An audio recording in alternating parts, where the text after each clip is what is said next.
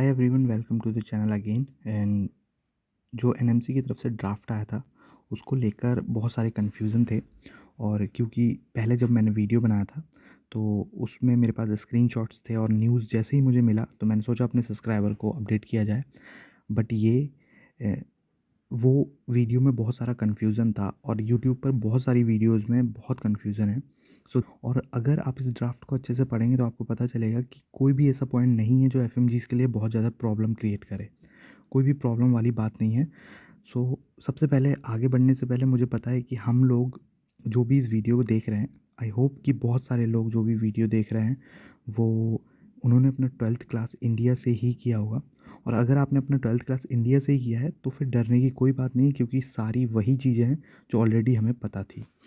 देखिए, हम यहाँ अगर बात करें तो फर्स्ट और सेकंड पॉइंट में तो जस्ट डेफिनेशन है कि एफएमजीज़ होते कौन हैं, और वो हम सबको पता ही है कि एफएमजीज़ कौन है। और इस बिल को जो ये आया है ड्राफ्ट, इस ड्राफ्ट को हम मेडिकल ग्रेजुएट रेगुलेशन 2021 ड्राफ्ट बोलेंगे। ये एक बेसिक सी चीज़ थी। अगर हम बात करें नीचे के पॉइंट्स की, जहाँ थर्ड पॉइंट पे बस ये कह रखा है कि जो नीचे पॉइंट दिए गए हैं इन ये जो है एलिजिबिलिटी क्राइटेरिया होगा एफएमजीज़ के लिए। अब देखिए, मेन इंपॉर्टेंट पॉइंट की बात करते हैं 3.1। अगर हम 3.1 को यहाँ देखें 3.1 में बेसिकली इस ड्राफ्ट के दो कंपोनेंट हैं। दो कंपोनेंट कौन से हैं? सबसे पहले तो for those who have complete their senior secondary school education in the India. India से अगर आपने अपना 12th क्लास किया है, अपने यहाँ पर अगर आप देखें तो 12th क्लास अगर इंडिया से किया है तभी ये हमारे लिए है। और आई होप मोस्टली स्टूडेंट ने इंडिया से ही 12th किया है, इसीलिए हम इस वीडियो को देख रहे हैं। बाकी 3.2 की अगर बात करें तो यहाँ के कंपोनेंट में साफ साफ बता रखा है। यहाँ पर अगर आप देखेंगे, India after completing their secondary senior secondary school education as well as MBBS और it's equivalent medical qualification from the outside of India. यहाँ आउटसाइड आप देख रहे होंगे। ये देखिए, हाईलाइटेड पॉइंट यहाँ ये है कि आउटसाइड इंडिया से अगर हमने किया है। बेसिकली बात अगर सीधे शब्दों में बोलें तो ये जो है हमारे लिए नहीं है, सिर्फ पॉइंट ये वाला हमारे लिए है। तो अभी हम इसकी बात करते हैं, फिर हम नीचे बात करेंगे जो लास्ट हमारा पॉइंट है 3.3। इसमें थोड़ा सा प्रॉब्लम लोगों को लग रहा है बट उसको मैं क्लियर करूँगा। गाइस, यहाँ हम अगर इसके सब पॉइंट्स देखें तो नंबर ए की अगर हम बात करें ए में क्या लिखा है? Total of 12 year schooling of, मतलब आपको टोटल 12 साल की स्कूलिंग करनी है इंडिया से ही। और ऑब्वियसली यार, हमने फर्स्ट से लेकर 12 तक अपना इंडिया से ही किया है।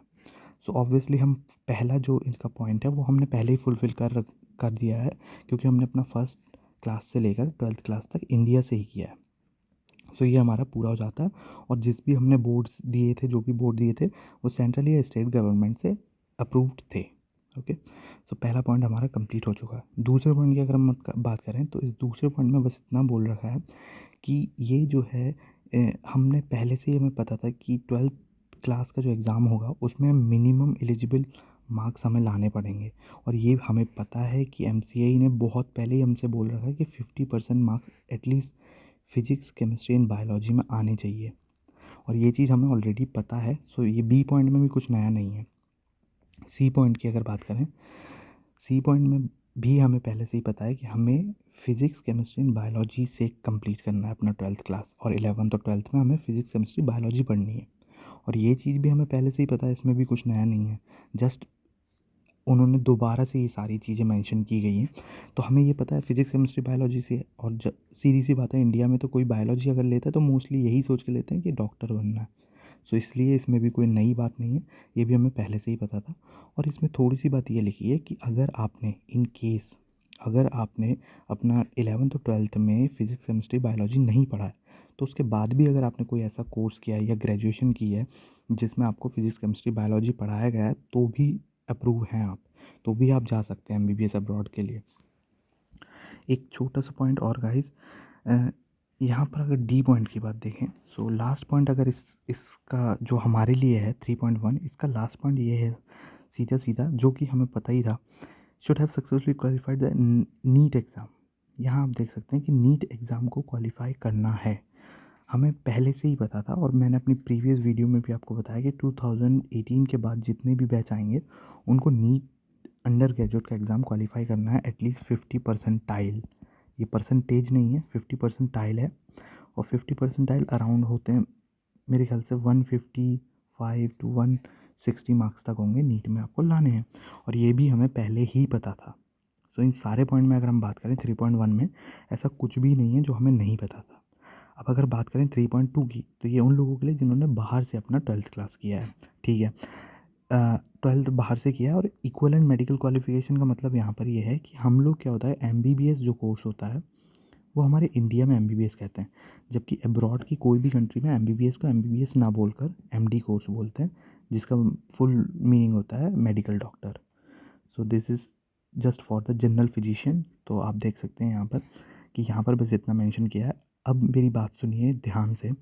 जो भी मैंने अपनी प्रीवियस वीडियो में आपसे कहा था कि आपको यूनिवर्सिटी चेंज करने में प्रॉब्लम आएगी, या फिर आपको यहाँ से इंटर्नशिप भी करनी है इंडिया के जैसी जैसे इंडिया में होती है, वो सारे जितने भी पॉइंट्स थे मेरे, वो सारे पॉइंट्स उन लोगों के लिए हैं जिन्होंने आउटसाइड इंडिया से किया है एमबीबीएस।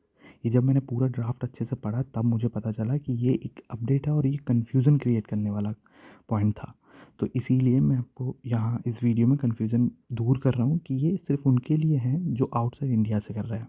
मतलब अगर आपने इंडिया के बाहर से नहीं किया है तो आपको कोई भी डरने वाली बात नहीं है, आपको बस इन 4 पॉइंट पे ध्यान देना है, और ये ऑलरेडी हमें पता है सारी चीज़ें। अच्छा, बाकी की अगर हम बात करें लास्ट पॉइंट की, सो गाइस यहाँ लोगों को बहुत प्रॉब्लम है कि लास्ट पॉइंट में अब कैसे क्या होगा। देखिए, आप एक चीज़ सोच के चलिए कि आपको एफएमजी देना है एग्ज़ाम, और आप जब तैयारी स्टार्ट करेंगे तो नेक्स्ट 1 और नेक्स्ट 2 एग्ज़ाम आपको देंगे, ये भी हमें पता है। तो ये सोचिए कि आप अगर तैयारी स्टार्ट करते भी हैं अपने 3rd ईयर या 2nd ईयर से, तो क्या आप सिर्फ ओनली क्लिनिकल सब्जेक्ट पढ़ेंगे क्या? नहीं ना। आपको बेसिक सब्जेक्ट्स प्री क्लिनिकल और पैरा क्लिनिकल सब्जेक्ट्स दोनों सब आपको पढ़ने ही पढ़ने हैं। सो जब आप दोनों सब्जेक्ट ऑलरेडी पढ़ेंगे, प्री और पैरा क्लिनिकल सब्जेक्ट्स, तो फिर आप उसका एग्ज़ाम देने में कोई प्रॉब्लम नहीं है।